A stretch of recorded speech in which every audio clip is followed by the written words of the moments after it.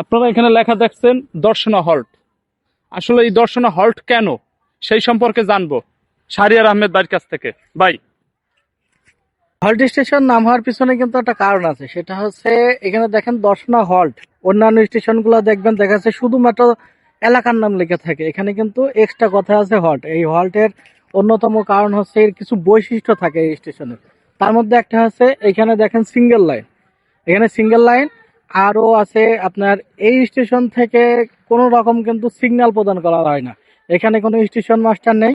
এইখানে যে ট্রেন দাঁড়াবে যাবে এগুলা নিয়ন্ত্রণ করে কিন্তু এর আগের স্টেশন আর এর পরের স্টেশন।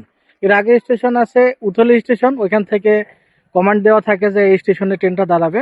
আর ওই দিক থেকে আসার সময় দশনা জংশন আছে, ওই জংশন থেকে কমান্ড দেওয়া থাকে এই স্টেশনে দাঁড়াবে। এইসব বৈশিষ্ট্যের কারণেই কিন্তু এই হল্ট নামকরণ করা হয়।